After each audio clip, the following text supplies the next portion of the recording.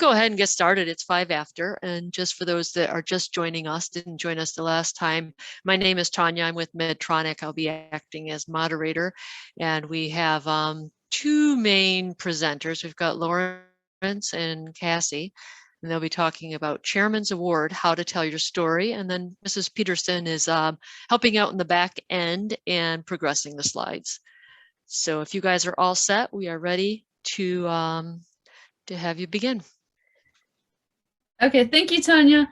Like we said, or like the title says, we're going to be talking about the Chairman's Award and how exactly to tell your story.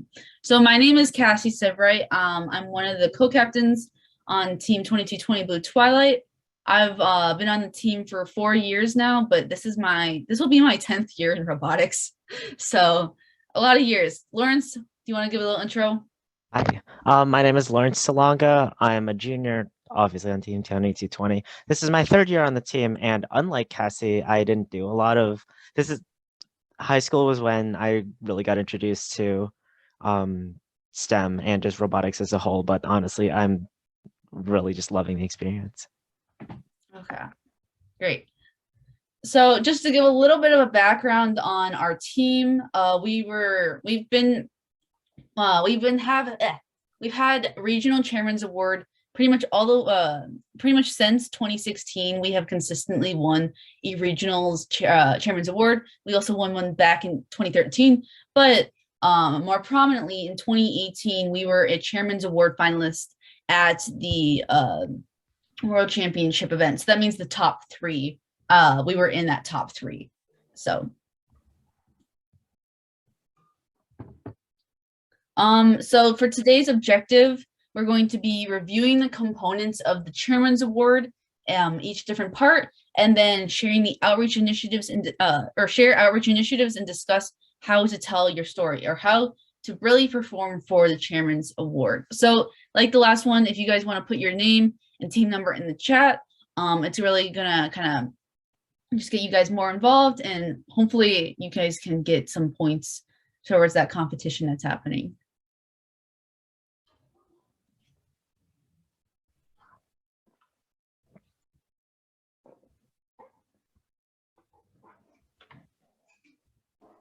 Okay, Lawrence, do you want to go over this?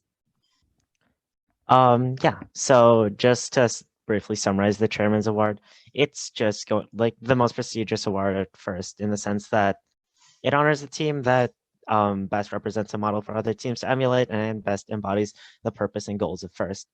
Obviously, like the way that I would describe it, if someone were ever to ask me, is just it's a way to show that your team has an impact outside of just strictly competition, right? Because robotics is a lot more than that. And honestly, I would say that the bigger, more important part of robotics is not just building the robot, but getting people inspired to join and just spreading FIRST as a whole, spreading STEM and FIRST as a whole. Definitely. Just quickly going over, before we get into each specific part, the different requirements for the Chairman's Award.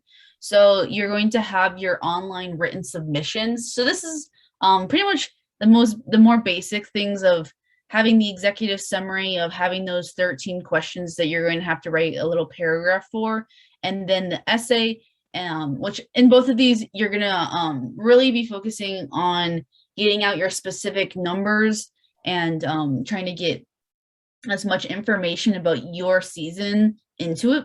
And then in your presentation, you'll be able to finally connect one-on-one with your judges, and they're gonna have you're gonna have the opportunity to talk to them in person about what you've done over the course of your season, and have them actually ask questions where they'll be able to ask their specific questions to go more in depth on the different outreach you've done. Lastly, you have your video and consent form. I know last year they didn't require a video, but if you check the website now, it is now a requirement for the Chairman's Award again. So just like a heads up to anyone who didn't know that, that's a thing this year again. So just don't forget to do that. So in terms of preparation and planning to the Chairman's Award, it's something that happens a long time before the build season starts. It's something that our team does year round, because if you try to take all of the things that you've done in terms of outreach throughout the year and then only started working on it for the few months that build season happens, then you'd end up being overwhelmed. So it's really important to start working on your chairman's award before the build season, right? You want to make a schedule, especially early on, and stick with it. Set deadlines for your own team as to when you want to get specific parts of the chairman's award done. That way you don't end up a week before the competition and you're still trying to figure out the presentation, especially in terms of written submissions. Those are the things that tend to have earlier deadlines than other things. So you just want to get that done, even if it takes a couple hours, get a first draft done, and then spend time spend time with the people working on it and just edit it out. The earlier you start, the better. And along with the things such as the presentation and the video, those things take a lot of time, even though the presentation is, correct me if I'm wrong, 7 minutes long, along with a 7-minute-ish questioning period. There's a lot of time that goes into practicing that and making sure that everyone's on the same page in terms of answering questions from the judges. Okay. As the next, like, really, or the biggest thing that you're probably going to have to work on throughout your chairman's is your essay. So like pretty much with everything in the chairman's, starting early is really going to benefit you. I know we talked about on the last slide, setting deadlines, and just really try your hardest to stick with them. And one thing that I think that we found that worked better for us was like setting things in place where if we went past those deadlines, then we had another deadline that was the actual deadline. So we had a first deadline and then like a second deadline. So the first deadline, we had to have it done. But let's say like we still needed to get some stuff like tweaked within it. It wasn't the end of the world. So that was just one thing that worked within us. So within this essay, it's going to have a 10,000 character limit. I know that seems a little daunting at first, but as soon as you start writing, it does not feel like enough. Oh no, I promise you, there, especially with our essay, there were so many times in which after finishing our first draft, we would go through, look at every single word and think, oh, is this word too long? Is there a shorter word that we can put in there to say the same thing? But I'm pretty sure after our first try writing it was like 10,600 or something stupid like that, where it was just like way too many. So we really had to go back and reanalyze that. But honestly, overwriting is probably way better than underwriting. Just when you're first trying to write the essay, kind of just like laying everything out on the page is probably going to help you in the long run, so that you're not forgetting anything and that you can kind of look at everything in total and see exactly what you want to focus on, because there are certain things that you can do within the essay that you can't really do anywhere else. And so by focusing on those things within the essay, it's really going to help you. As far as formatting, it's going to really help you to use an outline and organize it through paragraphs. If you just have one large blob on the page, the judges aren't really going to like you. So by splitting it up, this can really, I know there's a bunch of different ways that that teams have done this in the past. I'm just trying to think of other examples other than our team. But I know some of you guys have were in our last presentation. We split ours up through initiative, and that's one way that we do it. I know other teams do it kind of more through like timeline, or through like different events specifically, especially if it's like a larger event. It's really up to you as to what you feel like is important. But in general, you're gonna want to somehow organize it in a way like this to give, so that it's not just like we do this and then we do this and then we do this and then we do this and then we do this. It gets too much. It's way like it can become overwhelming for the judges, and they just don't like to see that. As far as in the essay, it's gonna benefit you to include facts and numbers. This is a place where the judges can go back and look at these specific numbers. So they can go in reference to like the presentation, where like you're gonna say these numbers once, but they might not hear that. What if they miss that? Then when are they gonna hear these numbers? So by putting these numbers and facts into the essay, it's something concrete that they can go back and look on. But just as important as that is including stories and impact on individuals. I think we've really seen in the past 2 years, First really pushing to have you demonstrate your impact within your chairman's pretty much everything. They kind of want to see that with everything. They want to be able to see what your impact is. So one thing that we really think is pivotal and being able to reach out to the judges is by including quotes and including specific stories. It gives a name and a face to a number that prior to that, maybe they wouldn't have cared about as much. I know last year in our, I know we have a couple quotes that we got from different coaches from different teams talking about us, and that by including that, it kind of puts into perspective our impact. Right, and just to really top it off, even though it might not seem like quotes are the best thing to do with your character count, you have to keep in mind that what quotes do is they really they take these numbers that you're throwing at the judge and really personalize it and sell the fact that it's not just a team doing X, Y, and Z. It's a team that does X, Y, and Z, which actually has a real impact on people. So I'll make one more comment about how you write this longer essay. So this is longer than the executive summary questions, of course, and you do want to use paragraphs. The other thing that we do is we section it out in terms of, we sometimes use the phrase buckets. You want to have like 3 or 4 buckets. And for us, we use the buckets of our 4 initiatives. So if you have heard, we have Eagan FIRST Robotics, WIRES, which is our Women in Robotics Empowering Sisters, STEM in Action, and Robots Without Borders. So we take each one of those categories and rewrite a few paragraphs about each one. And that helps the judges to sort of align what they're hearing with what you're trying to accomplish. And I think that's one way to organize it. There are many ways to organize it. If you look at other teams' essays, you can see different examples of how they might set up their different buckets of the different topics that they want to talk about.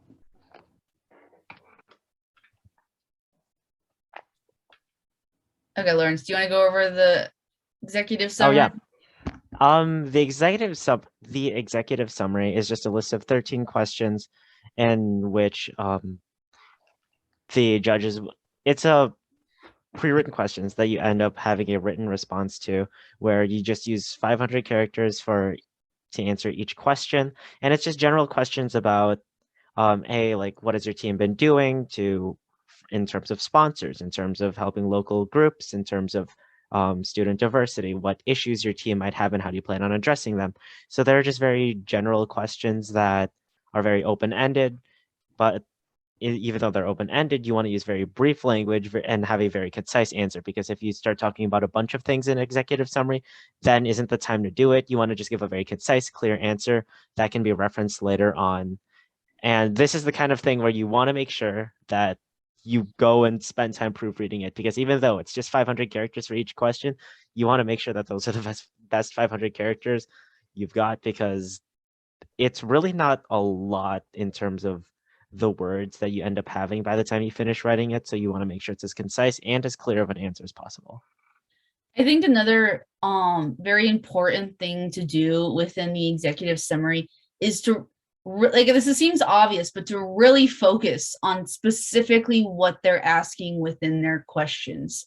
Some of their questions, I feel like you might read it once or twice and not totally understand what they're trying to get at. So I think you really need to analyze what they're looking for within it and specifically answer that. Because I feel like if you don't adjust your answer to fit what they're asking for, they're not going to be as engaged within your team or focus or pretty much push your team forward within the chairman's award. And I will note too that especially last year, there was a bigger emphasis on a lot of the executive summary questions ended with in the past 3 years. So this isn't, obviously you want to talk about your team as a whole, but there's a bigger emphasis in terms of executive summary questions that about what your team has been doing very recently. So you want to emphasize what you're doing now instead of things you've done in the past. Mrs. Peterson, you can probably switch it. Oh, there. Okay. So the next thing that we'll be talking about is the presentation. So just the general basis of what it is. It's 12 minutes in a room with the chairman's judges. And then the first 7 minutes of that is going to be your presentation. So that's kind of going to take the form of like you pretty much writing a speech.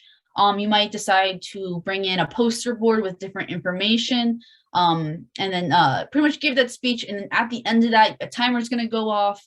The judges are going to ask you a couple questions, and then you're going to respond to it. So just as you can see, kind of some of the things that you're going to really want to focus on within your speech is making sure if you decide to bring in posters or visual aids, make it really big and simple. If you try and make a poster board with all the information that you say in your speech, it's really not going to look good. So you're going to want to pick and choose the different things from your speech that you're going to really want to highlight and just make it big and bold, so that when the judges look at it, they'll say, oh, like that statistic is really important to them. And then they'll write that down so that you can really push forward exactly what you want to do. As far as your speech, nobody really wants to hear you monotonely talk for 7 minutes. It's gonna kill your speech if you just talk and talk and talk with no real passion or inflection or anything. So I think actually a big part of going into this presentation is choosing who's going to be the presenters. If you want, you're going to want to find someone who's energetic and really enjoys the program and is passionate about it, and they really want to be able to express that. If you choose someone who, while they are passionate about the program, isn't really able to show that, it's gonna kind of drag your presentation down. By making it fun, it also makes it fun for the judges. It also makes it very memorable, which is very important within these presentations. By making it memorable, your judges will be able to think back and know exactly which team you are, and that will kind of push you forward. A lot of the preparation for this just isn't for the presentation. So you might think, oh, we can't really know what the questions are prior to this. We can't really prepare for it, but you can kind of tell on a baseline of what the judges are gonna ask. Usually it's going to be some bigger, more general questions or more specific questions. Those more specific questions you can kind of usually know just like based off of your prior knowledge, but we definitely recommend for some of those larger questions, have a prepared answer. So maybe the judge asks, what do you think is your biggest impact this year? Those are some of the types of questions that they kind of come up a lot. So you're just going to really want to have that pre-established in your mind, just a little note.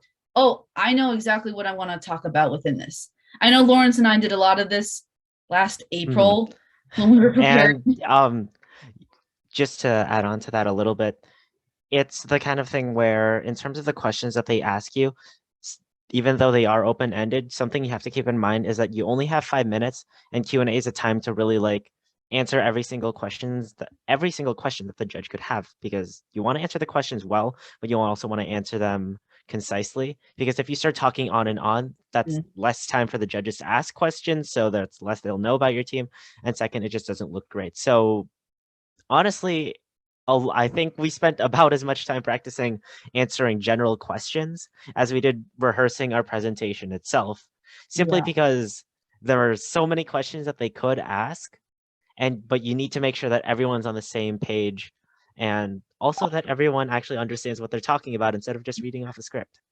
Yeah, I remember when we did their presentation the first time, I think the questions went by so fast. It was 5 minutes is not a long time. 5 minutes seems like a long time when you're thinking about it, but as soon as like you're in the moment and you have all the adrenaline, and you're like, go with all the different questions, and you're trying to just be on your feet. I think like they asked us like 4 questions and it felt like it lasted 30 seconds. Yeah. Just because Those 5 we were, minutes go by very fast.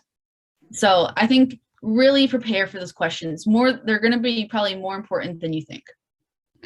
I'll add one more comment, and that is that Team 27, Rush Robotics, has a good list of kind of general chairman's type questions that you might get asked that you should be looking at and using as part of your preparation. That's a good, really good, solid list of questions. The other thing you can do is work with some of the coaches or students on your team or parents to come up with some questions specific for your team. So for example, we always get questions about our Robots Without Borders program, just because, you know, they always say, you know, the first question we often get is, why did you go to Poland? And, you know, that's one specific to us, but we know that it's one that we could likely get from a judge, either in the pits or as part of the chairman's presentation. So think through what you might anticipate for questions that would be specific for your team.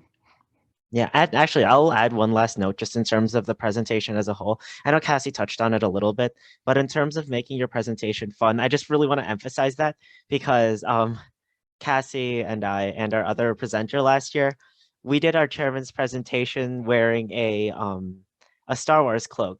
And it wasn't like a big deal. We still obviously gave our presentation as normal, but we would add like fun Star Wars quotes that related with the things that we did, right? Because you want to break out of just that monotone, I'm giving you facts mentality, because the time to give them facts was within the essay. This is a time where you really want to show your passion, show that you're having fun. And even though, and even if it's not like the biggest thing ever, just taking that little extra step to make it a little fun for the judges can really go a long way. Yeah, definitely. I can go over the video. So the chairman's video is, like I said at the beginning of the speech, it is going to be required for chairmans this year. I know last year there was no requirement, but it's being brought back. And then let's see. You'll have to bring your drive with the consent form. Oh wait, I think Lori just sent something. Oh, the consent form will be submitted online this year. Okay, good to know. Everyone just will be submitting your consent form online. So for the chairman's video, Mrs. Peterson, correct me if I'm wrong. Are they still in the same? Is it still kind of the same format in years past, where it's just kind of, you just have to submit it, it's not actually really watched? It is not something that is used to determine the chairman's award winner, but it is shown at the event if you do win. So they will review it, you know, after they select the chairman's award winner, before it's shown at the event. Yeah. It's not part of the actual way that they evaluate the teams. Yeah. So I think I remember talking to a team like 2 or 3 years ago. We were trying to help them with their chairman's outreach or chairman's documentation, and they had brought up the video, and I think they didn't realize that the video wasn't actually really being looked at as much for the award. So we had to kind of break the news to them that all their work wasn't really going to be kind of graded, as you will say.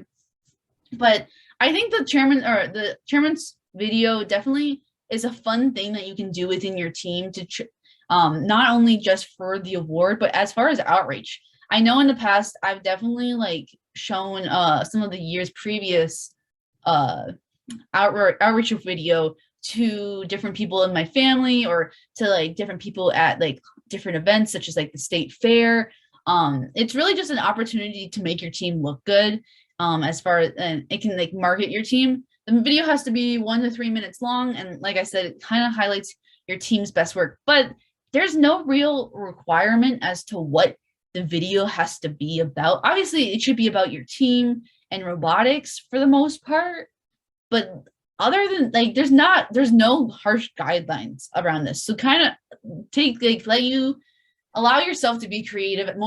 as creative as you want, and let it be something fun for your team, I would say.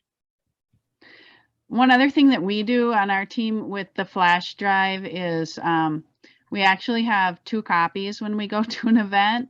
One that is handled by one of the people in the chairman's group that they bring into the judges room, and the other is held by one of the coaches as like an emergency backup. And we have had to use an emergency backup once in a while. So just keep that in mind, that when you first walk into the judges room, that is usually one of the very first questions they'll have if they don't see it is, we need, where is your chairman's video?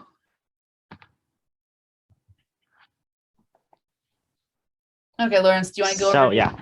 Oh no, yeah, I was unmuting myself. So just a couple of tips in terms of the Chairman's Award is that first off, you want to review and update your outreach plan every year, right? Because outreach and the Chairman's Award are very intertwined with each other. If you're not updating your outreach plan, if you're not figuring out what your team wants to do before, during, and after the build season, then it's going to be a lot harder to do your Chairman's Award, because a couple advantages of knowing what you're doing after is you can talk about what your team is planning on doing but hasn't done yet. So that's a major advantage of having ideas of or things planned out of what your team is doing in terms of outreach while working on the Chairman's Award. Along with that, you also want to brainstorm new ideas and implement something new every year, because then it looks to you can especially emphasize to judges that, hey, this thing that we did this year is the first time we've ever done it, and we plan on continuing to do it, right? Because that way you can show that your team isn't just stagnant in the outreach that you do, and you're actively going out and seeking opportunities and taking advantage of the taking advantage in places where you can continue to spread first, and just show how fun STEM is to other groups that may not have had the ability before. And along with that, you can also just read other winning submissions, right? Like, it's definitely not a bad thing at all to take inspiration from other groups, because obviously I think there was a team that we took inspiration from, at least in terms of just, we saw another team's chairman video have props, and we were like, hey, we kind of love that idea. And since our presentation had a very Star Wars oriented theme, we thought maybe we can have our own props, which ended up working for us last year. So it's definitely not a bad thing to go out and get inspiration from how other teams are doing it, because obviously there's no harm in doing that. Okay. So other more tips that we can kind of talk about, kind of just like a general tip, when the judges are kind of asking you, tell us about your community, they're in general going to be asking you kind of what's the context of your team, which is a weird way to say it, but like, what is your situation? What is the things that are available to you? What are the things that aren't available to you? Kind of what are your surroundings? Are you a rural team? Are you an inner cities team? What things can you have an impact on? What things can you not really have an impact on? This is really important for kind of going forward. I know a lot of judges are kind of focusing on this because they want to make it an even playing field for some of these teams from smaller areas that can't really have as much of a reach as some of the other teams. So if you're a team like this where you maybe don't have the ability to reach as many students as some of the other teams from bigger cities, this question is very important to you. It gives the judges the context that they need to be able to accurately judge you. Focus on what unique opportunities are available in your local community. Everybody lives, everybody has their own situation. And like I said, everybody can only do what they can do. So by focusing on your own community and by focusing on what you can do within that, it makes you unique. By looking at, if you try and just follow what other teams are doing within everywhere else, it might not always work for you. I know I remember looking at some different outreach events that some team had done within the city, and they were really cool and they seemed really fun. I think it was looking at like trying to get a bunch of students to get involved in like a workshop or something. But I knew it wasn't really possible for our team in the suburbs where everything's a lot more spread out, and it just wouldn't be able to really work within the context of our community. Think about impact on individuals that you work with. I think one of the most important and best parts of FIRST is being able to see the impact that you have on these individuals out in the community. I think that by reporting or by showing that within your chairman's speech or essay or wherever you want to put it, by showing the impact on specific individuals, it's really going to make you stand out. And I think I said this earlier, but really put a story to that number. I remember like last year we did that soldering class and robot programming class, and with the students from that underserved community. And one of the students, or I think a couple of the students, ended up contacting us this year asking us to join the team. So we directly saw the impact of our outreach to them the previous year, in the fact that they now were looking to join a new team. So I think that's something that by showing that impact, it's really going to put you forward. Oh, like I said, use specific anecdotes and examples. Yeah.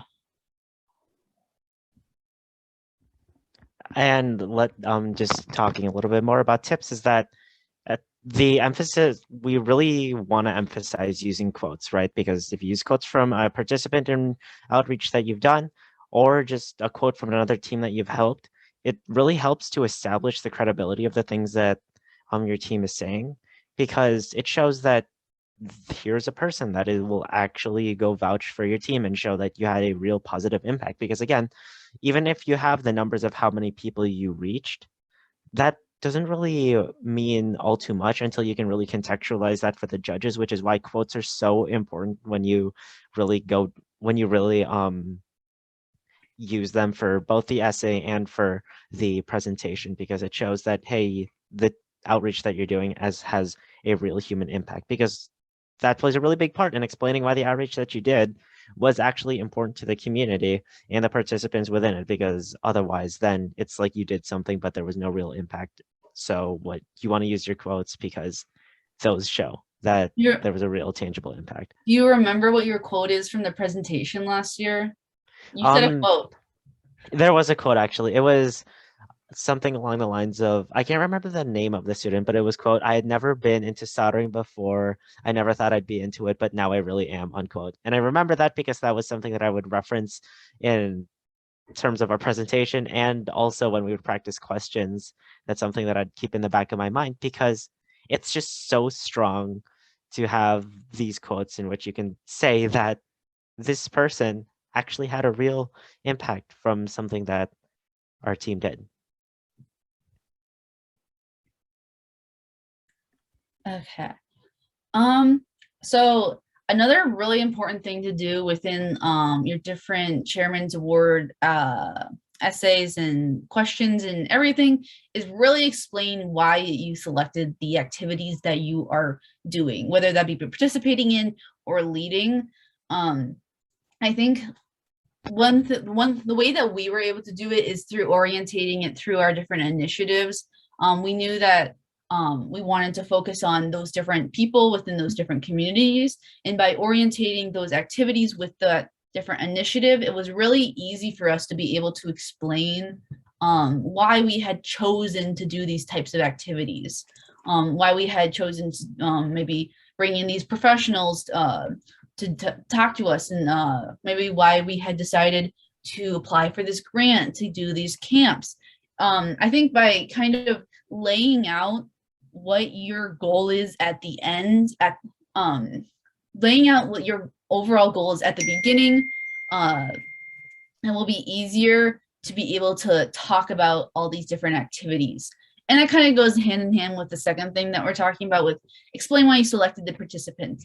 Again, looking at kind of your overall general goal of what you want to do with your outreach, and kind of focusing on like why you selected those participants and aligning with it is really going to make your Chairman's Award really come together and look like you had a solid plan and goal for your entire season. It kind of makes it look like you already had everything kind of figured out at the beginning. And then describe the impact on individuals that participated in the outreach. This is separate than what we were talking about with the quotes, but kind of talk about what happened to these individuals after this event. What happens, like, do you, like, it's going to be kind of hard to be able to figure this out, but by following these individuals after and learning more about them and then being able to put it in it, it really allows the judges to be able to see the impact of your event. I know one thing, oh wait, that doesn't apply. Let's see. As far as the, by showing the individuals that participated in the outreach, one thing that we find is really helpful is that while you're doing outreach, really try hard to document how many people are attending and seeing your outreach or participating in it or whatever. So let's just use this as an example. I know there was probably like, I don't know, 7, 8, 9 people who were listening in at the last session that we were at.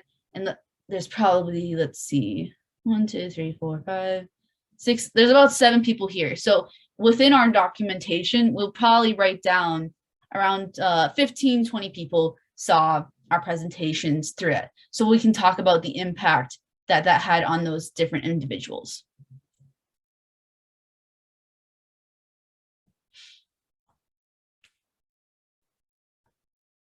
Okay, I know we were just going to briefly kind of go over a couple of the summary, executive summary questions. We're just going to go over the highlighted ones. I just had all of them on the screen anyways. Just to kind of talk about some of the things that are kind of not more emphasized through these past couple years and how that affects how you're going to write it. So describe the team's methods with emphasis on the past 3 years for spreading the first message in ways that are effective, scalable, sustainable, and creative. How does your team measure that results? I remember this from the reason why I chose to focus on this is because I remember last year, this was kind of a, I can't remember if this was a new question, but I know that at least for me, the judges focusing on how we measured our results definitely was a bigger thing that they were focusing on that year than the previous years that I remembered. They really had wanted us to kind of be able to have a concrete way of measuring how effective our outreach was, so that these weren't just kind of like throwaway events that there was nothing actually happening at them. Do you remember what we said for this, Lawrence? Yeah, actually, I was just glancing back at our answers for this question last year, and to just quote what we said exactly, we said, quote, we measure results by tracking the number of events, outreach hours, and people reached. We track hits on our website and Facebook page and followers on Twitter, unquote. So there was a very big emphasis on we do this specifically because this will give you a number that you can refer back to. And it's not just an arbitrary, we reached a lot of people sort of thing. Yeah, I think that was kind of what I was saying very earlier on in this presentation about they want specific answers for some, like a lot of these questions. They want something kind of more objective and hard answers. So I would leave a lot. This is not the place to be putting quotes. Let's just say this is the place to be putting down to be putting down numbers, to be putting down like lists, to be putting down the things that are hard answers. Okay, we can go on to the next one. Okay. Describe your team's initiatives to assist, mentor, and/or start other first teams with an emphasis on activities within the past 3 years. I ended up highlighting this one because I remember in these past couple of years, the judges have really been focusing on trying to get teams to differentiate between assisting, mentoring, and/or starting first teams. Kind of in the past, the terms have been used loosely, and because of that, there had been a lot of confusion about like what exactly qualifies as mentoring a team versus assisting them, you know? So one thing that FIRST actually does now provide is pretty much definitions of each of these different terms. You can find that on their website. So when you're talking about this in the future, just one thing that you're going to really want to be specific on is which term to use. So look at what your outreach was, and then look at thank you, Lori. Look at what the definition of each of these are, and then apply it to that. Because if you say, oh, we worked with this one team this one time and we mentored them, technically that won't be mentoring, because I'm pretty sure, if I remember the definitions correct, mentoring lasts over a period of time. So you really need to be specific about these different terms, because it's going to kind of bite you in the butt if you mess them up. Okay. We can kind of cruise through these next one then. Okay. Briefly describe other matters of interest in the FIRST judges, including items that you do not fit in the topics above. Oh, I highlighted this one just because this is like one of those, what's the last thing that or like, is there anything else that you want to know? This is probably one of the most important questions that you're going to be asked all throughout chairman's, is like, what else do you want to know? And you never want to say nothing else, because there's always something more that you want to be able to give the judges. Oh, wait. The improvements question. Judges want to know where your best ideas blew up in the garage and what you learned and where you went next. Yes. So in general, you're going to face this question a lot of what else do you want us to know about you, and always have an answer for it. Just Right. Always. Yeah. Lawrence, and just something to note. Last year, this was something that Cassie and I and our other presenter, I said very early on when we were preparing for the chairman's presentation and questions, we basically figured out our answer to the question of, like, what is the number one thing that your team wants to really show itself off. And this is a really good way to do that, because our focus last year was to show that our team pivoted and continued to work on our outreach even in the midst of a pandemic. So our answer for this talked a lot about how, even though there was a pandemic, we still conducted various outreach events, and in fact adapted our outreach efforts in spite of the pandemic and didn't curtail it because of it. Okay, Mrs. Peterson. I'll make a comment that Lori Shimizu, who's on the call, also is highlighting the question about the improvement area. Where does your team need to improve, and describe what steps you've actively taken to make improvements. So that's one of the newer questions, and they do want to hear about that as well. I mean, that's a really interesting one to see kind of how you got to where you are. What challenges have you seen? What have you been able to overcome to get to, the team that you are today? So that's a newer question and an important one. I think the judges are going to look at as well. Mrs. Peterson, you can skip over the next two slides. Okay. Yeah, there. Okay, just a final kind of summary of what we talked about over the course of this presentation. First off, of course, start preparing before your build season. Starting things early is always going to help you, no matter what. Analyze previous winning submissions. You'll probably learn more from them than you think you will. It always is great to kind of get inspired by these different teams. Focus on describing your outreach and its impact. Really get into the nitty-gritty of what exactly you did, and then what's that impact. Several team members, mentors, and or teachers should review your submission. Don't just have one person do this and send it off. It's not going to be a good idea. I think we've had at least Cassie and me, and along with our third speaker, presenter last year, along with Ms. Peterson, and honestly anyone else on the team who had free time and was willing to just read over and work, just help us, maybe give us suggestions, because sometimes you just need a little word change or two to really add and tie everything together. I know one of our teammates' mothers read it over, and she was able to actually help with some certain parts. So literally anyone can really help with it. Submit at least one day before the due date. This is actually really important. like you never really know when technology errors are going to happen, and they will happen. So like in general, submitting one day before the due date is going to help you extra mentally. It also probably will help you not procrastinate as much. And then lastly, the last thing we're going to tell you is practice your team presentation. Practice makes perfect, but just being able to practice as much as you can is always just going to make it better and better. Okay. Thank you guys for all coming and attending this presentation. We hope you guys were able to learn something throughout this and that you'll be able to take something away.